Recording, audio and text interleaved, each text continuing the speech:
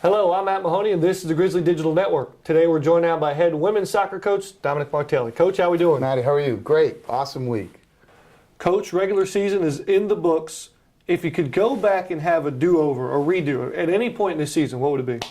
The tie and the loss, the tie to St. Thomas and the loss to Bernal, we still dominated those games. But if there is one event, I would think it would be the Auburn-Montgomery game. We should have had a little bit more composure, both a little bit emotional, same thing with the crowd, which is always great. But I think, if anything, we could have maybe gotten a better result, because when you look at those stats, we totally dominated that game, and to lose it overtime, it hurts. But in other cases in overtime, we've been successful. You mentioned those overtime games. 6 of them. 6 overtime games this season. It's an unprecedented number. What have you learned about your team? Well, I think 4-1-1 is a nice record in overtime, because you only have 20 minutes, 10-minute periods. Looking at the loss, we already talked about maybe a redo, getting our emotions under control. In the game against St. Thomas, that's holding up to being a great tie, because they only have a loss and a tie in the entire year.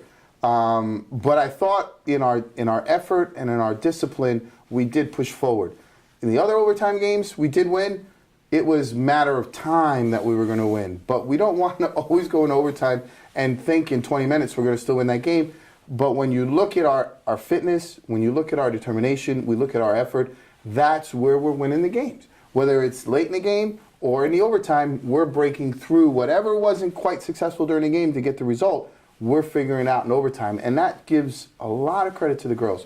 One, their effort, their fitness, but their mental toughness to say, okay, we're not going to freak out. We're going to still play well, and we're going to get the result. And we have. So that gives them that confidence going into some important games coming up this weekend. Pick out your favorite stat from this group. 14 wins, 9 shutouts, finished the season program best, 6-game winning streak, A.I.I top 25 rankings, and the 3 seed at the A.I.I tournament. 14 wins.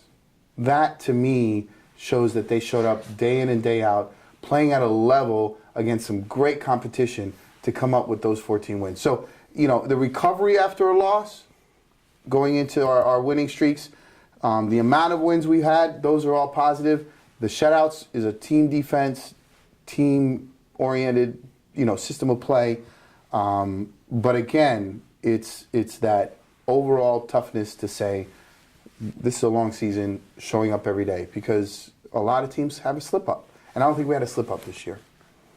The Grizzlies will take on California State University San Marcos. I think I said that right. Yes. Friday at 7 o'clock. We're the 3 seed. They're the 2 seed. But recently in the coaches poll, we flipped spots for entertainment purposes only. Who's the favorite in our game? Well, I think, it's all based on RPI. The RPI was taken in October. I'm sure things have changed, and we might even be ahead of them moving in the RPI, which really doesn't matter because you're still going to play them. I think they see where they've been playing against some quality teams and maybe some Division II teams where they didn't get as many wins. The teams who are winning will probably get a little bit more votes than the teams who aren't at certain times of the year. And I think that's the only reason we flip-flopped in the rankings, because we're still ranked very close to each other. So the votes are very close still overall. But it just shows how strong the A.I. is in women's soccer. Ashford is as recently as 16. We were 25th. San Marcos is like 28th. This weekend, I think we'd all move up. So we're going to probably all be, when the votes come out this week, we'll all be even higher. Man, that's an unbelievable semifinals set up for some great games. A rarity this season to have 6 overtimes, but if you need even a more unique situation for your Grizzly team, the entire season, haven't attempted a penalty kick, haven't seen a penalty kick defensively. Going into the A.I. tournament, which your season, your game could finish on penalty kicks, is that a concern for Coach? Preparing for the conference tournament, we actually, the baseball team was doing their postseason fitness, and we had them actually around us. Some of them were in the goal while we were taking the penalty kicks, kind of to create a different kind of stress and a different kind of emotion around what we were doing. The girls were nervous. So how did they deal with that? Did we do really well? Did we not do really well? At least we got some of that out of the way. Now they can work on taking care of business. And we're doing it all week. We feel very comfortable. But again, if we're getting into those situations, hopefully we can pull it out before we get to those, because anything can happen in penalty kicks. It's the nature of the beast when you look at soccer.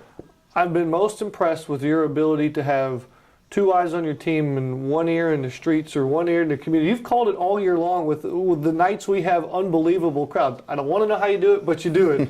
What's your message to the fans here going into the A.I.I tournament? Well, first, thank you for a great season and all the support they've given us attending the games, because there's been some, weird times and some weird days of the week, some chilly nights, but they've showed up. They've showed up. We're really excited that we get that support, and the girls feel it. They really know when there's a crowd and they're buzzing and the team is buzzing and they want to perform well. And that's kind of sometimes our mantra. Hey, we have all these people that want to support you. Let's give them a show. Let's give them what they're here to see, and then they'll come back. As far as the conference tournament, gosh, I've been talking to a lot of people. To me, youth soccer in the area needs to come watch 4 quality men's teams and 4 quality women's teams. That alone helps them, because granted, the closest ones are over an hour away that are of any quality, and now you get 4 of the best teams in both men and women from all over the country. So they can get a good feeling of what that level is. Now, the youth, the younger youth, they just want to come and really support our girls. The young ball girls that have come to our games, they're signing autographs, they're cheering them on, they're bringing snacks for us, and they're playing at halftime, and they think it's the best thing that they've ever done. And that's what we want to have, not only as a community for women's soccer, but the community support for Georgia-Gwinnett athletics, and of course GGC overall as a college. When the clock strikes about 9:30, 10 o'clock Saturday night, where do you expect to be, and how do you prepare yourself for that moment? Saturday night. Well, thank you for getting us there, Maddie. Again, Friday is our priority. We've always done one game at a time. This is the start of our second season.